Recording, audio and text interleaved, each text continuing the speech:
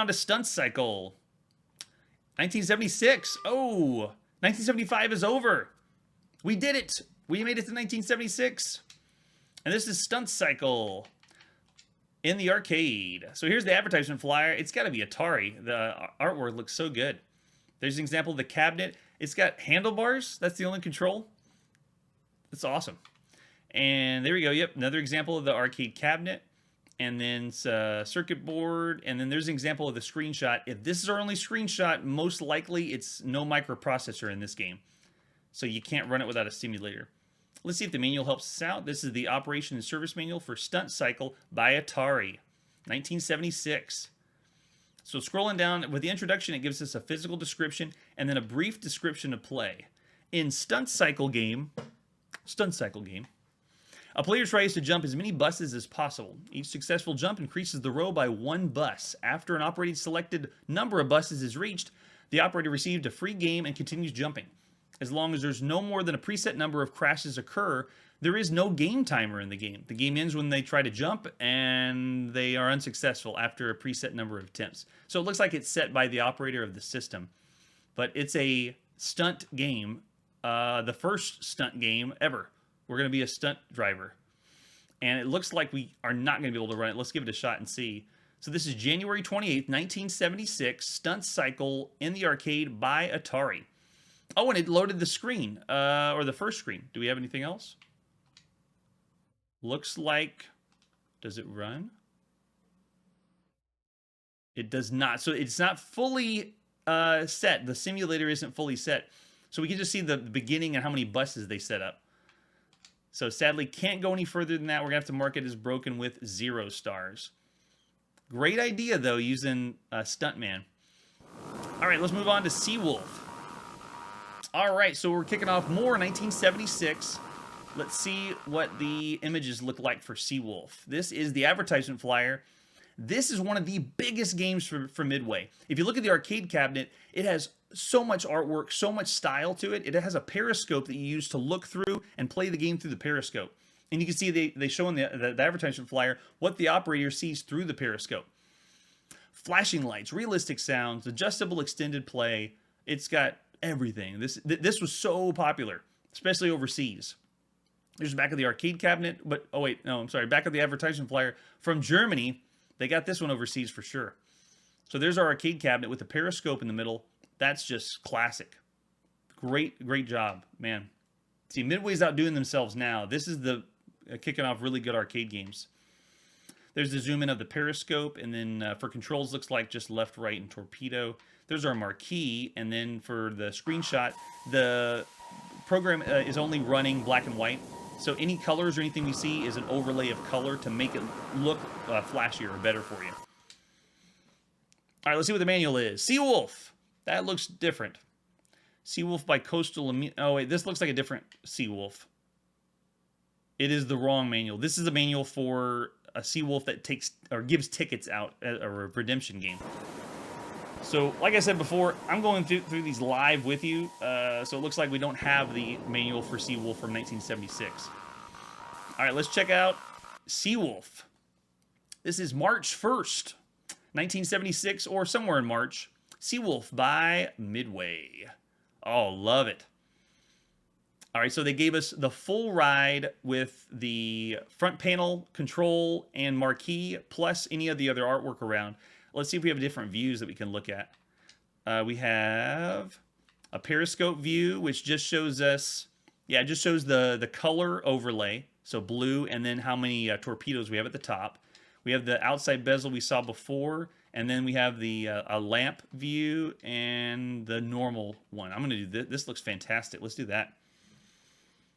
All right, so it has some instructions on the arcade cabinet, and this is by Midway. One thing that Nolan Bushnell wanted to do for arcade games is, because of how the first Video Game Galaxy game didn't do so well, he said, let's make the games as simple as possible so there's no instructions on the arcade cabinet. People can just pick it up and play.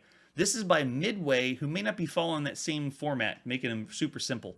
But you can see it showing you have 4 torpedoes, refire after loading, and avoid hitting the floating mines. So let's put a coin in, see what happens. Anything? Okay, so it looks like we're going, and I have if you look at the top, the cursor is representing the torpedo or the periscope I'm looking through. So I'm looking through and trying to aim at the ships, and it's even making the torpedoes disappear into the background.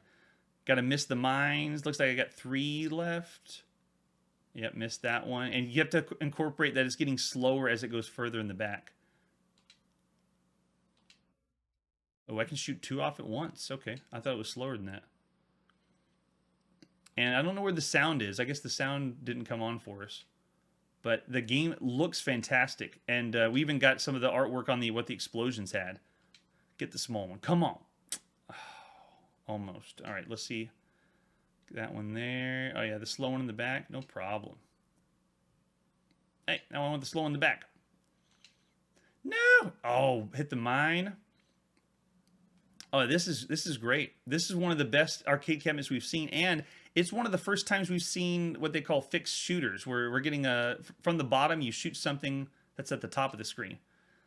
There you go. Game is over. I got high score of 2100. Not bad. Not bad. All right. Seawolf is a very good game. That's 1976. This is 4 stars for sure. Excellent. 4 stars for Seawolf. All right, moving on to Ace, 1976. Let's check out the artwork. Here's the advertisement flyer for Ace. Go ahead, take control. Ace controls, that is for fun and profits. The 2-player video game that should be sure to triple your asset for your location. Buy this and your arcade will make more money. This is from Allied Leisure Industries. ALI, they end up calling it, or Allied. There's an example of the arcade cabinet. Looks like it's 4 players. No, it's 2 players. So 2 joysticks that each person controls. Looks like it's just move and fire for the controls. And let's see, we don't have any, no manual for this one. So let's see this one. This is in March 1976, Ace in the arcade by Allied Leisure Industries. And it runs. It looks like it's emulating blue, but I don't know if the blue is an overlay or if it's meant to be a black and white game. I'm not sure. But let's see what happens if we put a coin in. Ta-ching. And it looks like I am not moving. Oh, I have a play. Oh, I am moving. I'm going to play on the right. And it looks like you use one joystick to move and then do loop-de-loops. And then another joystick to move up and down. Okay. And then shoot the other. Come on, get up. And I just flew off the side of the screen. So you can make your plane go faster or slower. There's like a throttle for it. And yeah, so very simple. But this one, there's no computer to play. I have to have a second player to control the other plane. But you'd fly around, dodge each other, and then shoot each other. And I'm sure there's other artwork involved. We just don't have the artwork for it. Pretty good. Okay. For 1976, that's awesome. That's a very average game, so we'll do a 3-star for that one. We've seen a few others similar to this in the arcades. All right, moving on to Death Race. Yes! I've been waiting for this one. I heard about this one. This is Death Race from 1976. Check out the artwork on this. New by Exidy, Death Race. It's fascinating. It's fun chasing monsters. 1 or 2 players. So Death Race is one of the first games to actually cause controversy. When people are playing it, you're driving a car around and you're running people over. Well, they call them monsters or gremlins to make it a little bit better, but this is a video game from 1976 where you're in a car and you're driving over things, and that's how you get the score, or you get points. There's an example of the arcade cabinet. They have the pedal down at the bottom to accelerate, and then a steering wheel, and this is a top-down driving game similar to Sprint or the other ones we've seen. But this one is you're driving and running over monsters. It's awesome. Check out the marquee. It's beautiful. Beautiful. Now, if we don't have a screenshot, that means this might not have a microprocessor. Let's see what the manual has. Death Race by Exidy. Exidy, this is the first one we've seen. We're going to see them later. They try to push the boundaries in arcade games, so just be ready to see some crazy stuff by Exidy. And table of contents. Let's see. So, general information. Death Race pits the player against an intelligent, acting, evasive, running gremlin. Not a human. Unlike most player versus machine games, The machine in this case does not simply repeat an action or sequence, it actually sees, thinks, and acts as intelligently and even more rapidly than would another player. The result of this is that each game is new and different. So, majority of the games we've seen, there is no computer player. You have to have someone else to play with you, and then they interact with you. This game is really hitting the point that now you have another machine. The machine is going to move things around, and because the machine's doing that, you're going to have a different and new experience because the computer's controlling it. So the object of the game is simple. Hit a gremlin and you win a point. There are 2 gremlins running around the playing field in a random fashion. They are intelligent robots in every sense and will avoid all objects as long as they can see a way to escape.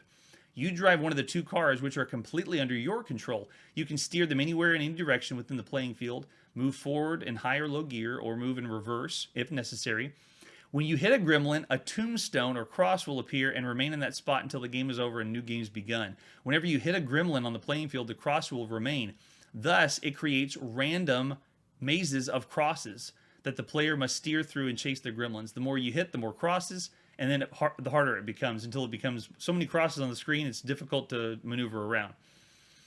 All right, so this is explaining how the screen's divided, how to play. Lots of information here, but that gives us the gist. Sadly, this game will not run because there's no microprocessor in it. If you can give me a simulator or tell me how to simulate Death Race, would love that. So sadly, we got to give this one a 0-star rating. I would give it way more if we could play it. But that is kicking off again for Death Race. We won't miss you, Death Race. That was awesome. All right, so this is the game we're going to end for tonight. We're still in 1976, so we'll kick off Biplane 4 next time. Thanks so much for watching. Appreciate it. Hey everybody, thanks for checking out the channel and joining me on my quest to play every single video game in order of release. We'll be streaming live every weekday at 9 p.m. Central, so join us and let me know if there's any games that we missed on the way. You can always check me out on YouTube to see any old videos or any of the archival ones before the live stream.